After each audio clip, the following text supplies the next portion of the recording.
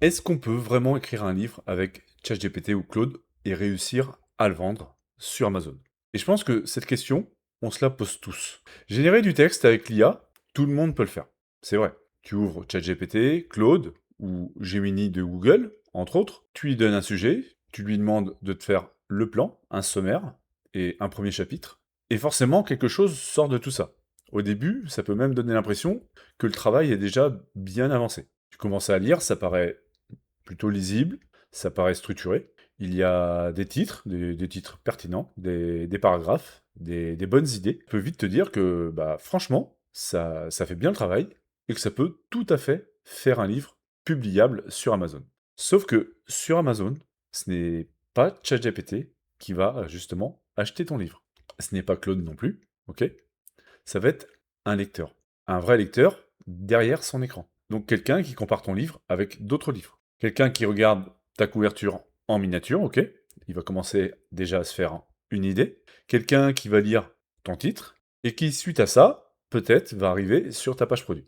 Et cette personne, elle va se demander en quelques secondes, est-ce que ce livre est vraiment fait pour moi? C'est ça qu'elle va se dire. C'est là que tout se joue. Parce que entre un texte généré rapidement et un livre construit pour être vendu, bah, il y a un monde. Tu peux utiliser le même outil, la même IA, mais pas du tout utiliser la même méthode. Et donc, dans cette vidéo, on va voir trois façons d'utiliser l'IA pour créer l'intérieur de ton livre. La première, ça va être l'approche directe. Tu demandes à ChatGPT ou Claude, par exemple, d'écrire et tu avances au feeling, un peu, au fil de la conversation. La deuxième, ça va être l'approche automatisée. Cette fois, tu prends un logiciel qui permet de te sortir un livre presque complètement et qu'il fait à ta place. La troisième, l'approche structurée, où ici, tu gardes la main sur le projet et tu utilises l'IA avec un vrai workflow. Et forcément, ces trois approches, tu te doutes, ne donnent pas du tout le même résultat. D'ailleurs, si tu t'intéresses à Amazon KDP, à l'auto-édition, à l'écriture avec ou sans IA, je t'invite à t'abonner à la chaîne, comme ça tu retrouveras plus facilement mes prochaines vidéos quand elles sortiront. Et dis-moi également en commentaire si toi, tu as déjà essayé d'écrire un livre, une histoire ou ne serait-ce qu'un petit chapitre avec ChatGPT, Claude, Gemini ou une autre IA, hein, et est-ce que tu en as été satisfait? Je suis vraiment curieux de connaître ton retour. Allez, maintenant on rentre dans le concret. La première approche, c'est d'utiliser l'IA en conversation directe. C'est très souvent la première chose qu'on va tester. Tu ouvres ChatGPT ou Claude, tu as déjà une idée de livre, tu tapes quelque chose comme fais-moi un plan sur ce sujet, puis ensuite développe le chapitre numéro 1. Donc là tu lis, ça te paraît plutôt pas mal, puis tu vas écrire écris-moi une introduction. Donc tu le fais très souvent de manière un petit peu désordonnée, tu vas continuer avec le chapitre 2 et tu vas avancer comme ça. Donc ça, c'est la méthode au feeling, on va dire. Réponse après réponse, prompt après prompt. L'avantage, c'est que tu es plus bloqué sur une page blanche et tu as des idées rapidement. Tu peux reformuler, tu peux également demander plus de détails à l'IA. Tu peux tester plusieurs angles et clairement, pour démarrer, c'est vrai que ça peut être utile. L'IA peut vraiment t'aider à débloquer l'écriture et donc c'est totalement OK. Elle peut t'aider à poser une première structure. Le problème arrive quand tu prends cette base pour un livre déjà terminé. C'est ça le problème. Parce que si tu avances uniquement comme ça, au fil de la discussion, crois-moi bien, ton projet va vite manquer de direction. Un chapitre isolé peut être très bon, tout seul, le chapitre suivant également, mais quand tu mets tout bout à bout, tu peux te retrouver très souvent avec quelque chose bah, d'assez peu cohérent finalement. Des idées qui reviennent souvent plusieurs fois, qui se répètent, un ton qui change, qui a bougé, des exemples génériques, des passages qui semblent propres, mais qui vont jamais suffisamment assez loin, et surtout un livre qui n'a pas de vraie colonne vertébrale. C'est ça le principal risque de cette méthode. Tu as du texte, mais tu n'as pas forcément un projet éditorial qui est vraiment solide. Et sur Amazon, bah ça peut poser problème. Parce que le lecteur, lui, il va pas acheter ton livre parce qu'il a des chapitres, il va l'acheter parce qu'il comprend ce que le livre peut lui apporter. Selon le type de livre, ça peut être un résultat, ça peut être une émotion, ça peut être une expérience, une réponse, une aide ou une ambiance. Mais dans l'intérieur de ton livre, il doit sentir cette direction. Il doit comprendre pourquoi ce livre, il existe finalement. Donc l'approche directe a un avantage, Elle est simple, rapide, accessible, oui, mais elle a ses limites. Le problème, c'est qu'elle peut vite produire un livre trop général, trop lisse et trop peu maîtrisé.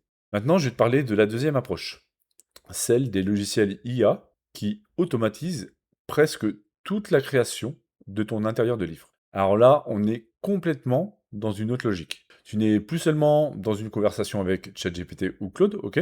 Tu utilises un outil qui te dit plus ou moins, donne-moi ton sujet, choisis quelques paramètres et je te génère le livre. La promesse paraît plutôt cool, hein, et je comprends pourquoi ça attire. C'est assez séduisant, on va pas se le cacher. T'as l'impression que tout devient plus simple. Tu écris ton idée, tu valides, le logiciel te sort un plan, un sommaire et des chapitres. Il est vrai que pour quelqu'un qui débute, ça paraît plutôt très tentant.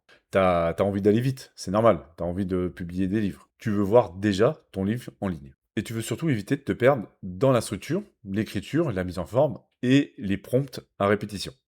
Je suis d'accord, c'est totalement compréhensible. Et certains outils peuvent être pratiques par rapport à ça. Ils vont pouvoir te faire gagner énormément de temps. Ils peuvent t'aider à organiser une première base, ils peuvent te donner des idées, mais il y a un véritable danger quand même là-dedans. Tu peux vite perdre la main de ton propre projet.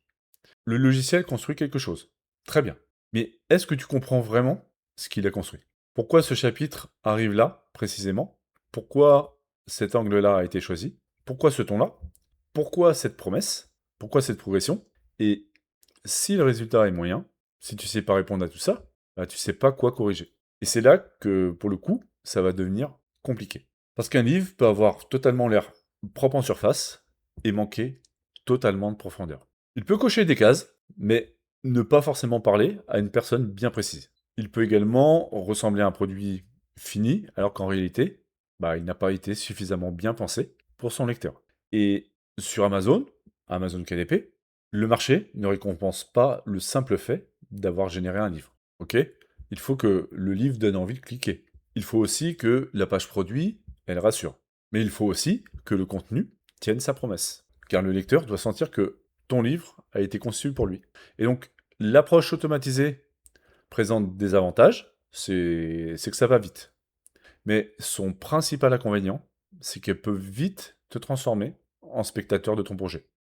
Tu vas récupérer un fichier prêt, tout fait, tu vas regarder le résultat, et tu veux dire que bah, c'est OK. Et tu vas espérer que le marché suive ça, ce que le logiciel a généré pour toi. Mais si tu veux créer un catalogue cohérent, livre après livre, il faut comprendre ce que tu construis. Ça, c'est important. Il va falloir que tu sois ton propre jugement. Et donc, il faut garder ta stratégie. Et il faut garder ta direction. Et c'est là, donc, qu'on arrive à la troisième approche, l'approche structurée. C'est celle que je trouve la plus intéressante.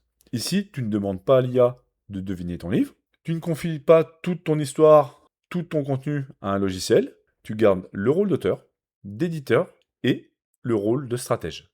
Et l'IA, lui, va devenir ton assistant. Un très bon assistant, mais un assistant quand même.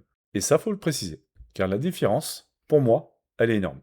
Avant de demander à l'IA d'écrire, tu vas déjà préparer le cadre. Tu pars de ton marché, tu pars de ton lecteur, tu pars de ton avatar. Et de là, tu vas clarifier la promesse, tu vas clarifier le positionnement de ton livre. Et donc, tu sais vraiment ce que ton livre doit apporter.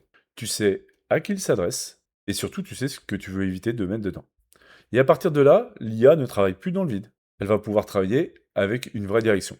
La première étape importante, ça va être la Bible de ton livre. J'appelle ça la Bible, c'est la base de ton livre. C'est l'ADN de ton projet. Dedans, tu vas cadrer la promesse centrale, le problème du lecteur. Qu'attend-il comme résultat?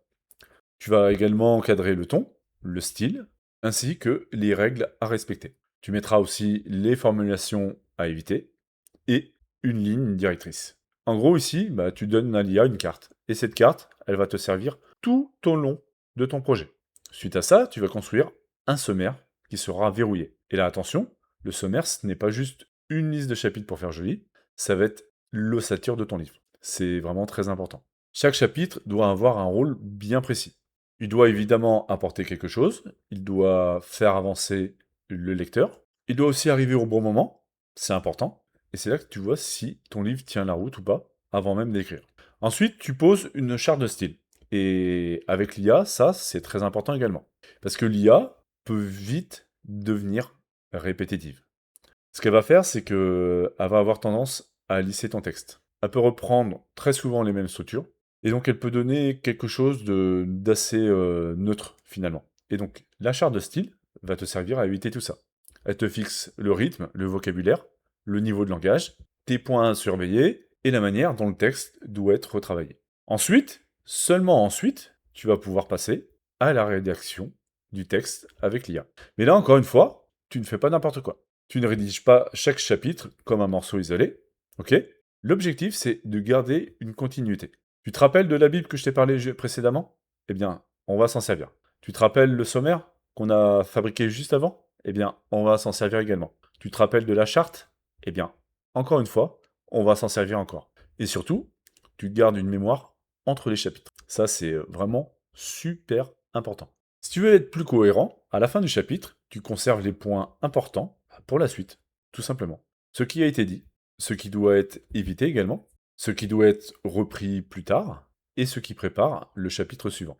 Et ça, c'est vraiment important de le prendre en compte pour garder une cohérence du début à la fin de ton livre. Ton livre va devenir plus qu'une simple addition de prompts et de textes copier-coller, il va devenir une vraie progression. Et si tu le fais correctement, le lecteur, il va le ressentir. Il ne va certainement pas se dire: «Ah, cette personne a utilisé une Bible et une mémoire interchapitre, hein.» Ça, non, il se dira pas ça. Mais il va sentir que le livre, il est fluide, il est clair et cohérent pour lui. Et donc le résultat pour le lecteur, c'est un livre agréable à lire. Et pour moi, c'est là que cette méthode peut devenir vraiment puissante pour toi. Elle remplace pas ta réflexion, mais elle amplifie ta méthode. Elle t'aide à structurer, rédiger, reformuler, améliorer, homogénéiser et gagner énormément de temps. Mais toi, par contre, tu restes celui qui pilote. Et c'est ça l'avantage. Et c'est justement précisément cette logique-là, cette méthode, que j'ai intégrée dans mon accompagnement, ma formation. Parce que, petit point à souligner, c'est important, tout le monde n'a pas forcément l'habitude d'écrire naturellement. Tout le monde ne sait pas forcément structurer un livre. Et tout le monde ne sait pas comment garder une cohérence entre plusieurs chapitres. Et beaucoup de personnes ont de bonnes idées, mais se bloquent au moment de passer à la rédaction.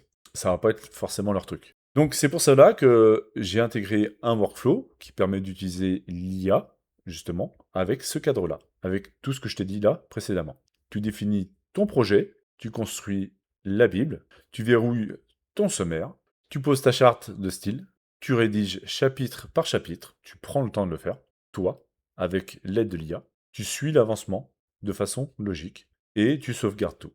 Et de plus, tu gardes une méthode que tu peux réutiliser sur plein d'autres livres. C'était donc pas un prompt magique, c'est simplement un système de création de livres. Et je te laisse deviner, pour créer un catalogue sur Amazon KDP, un système comme celui-ci vaut beaucoup mieux qu'un simple prompt, crois-moi. Parce que un prompt peut te donner un résultat une fois, mais un système peut t'aider à progresser livre après livre. Donc, est-ce qu'on peut vraiment, aujourd'hui, à l'heure actuelle, écrire un livre avec ChatGPT ou Claude et réussir à le vendre sur Amazon?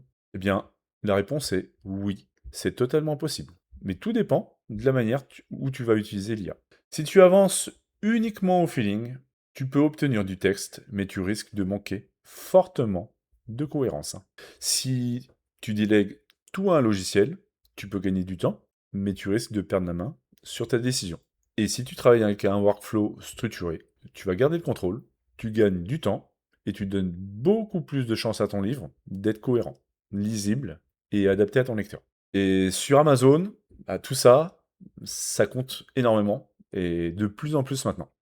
Parce que un livre doit être vu, visible, hein, ok. Sa page produit doit convaincre, ça on le sait tous, mais il doit aussi tenir sa promesse dans le contenu.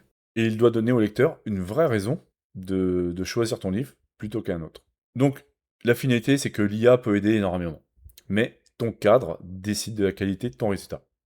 Et c'est exactement ce que je veux transmettre dans ma méthode. L'objectif, c'est vraiment de créer des livres les plus cohérents possibles, mieux positionnés et plus adaptés à ton marché. Et pour faire cela, j'ai décidé d'utiliser l'IA comme un levier et pas comme un remplacement total de ma réflexion. Le workflow dont je viens de te parler fait partie intégrale de ma formation. Il est là pour t'aider à organiser ton projet, structurer ton livre, garder une cohérence entre les chapitres et éviter de simplement produire un texte générique. Ça, c'est au cas où tu veux réaliser des livres avec l'IA. Je te laisse d'ailleurs le lien de cette méthode en description. Comme ça, si tu veux y jeter un œil, tu pourras. Voilà, c'était tout ce que je voulais dire aujourd'hui. Merci d'avoir suivi cette vidéo jusqu'au bout. Je te souhaite beaucoup de réussite pour tes projets de livres. C'était Sylvain de l'école KDP. Ciao.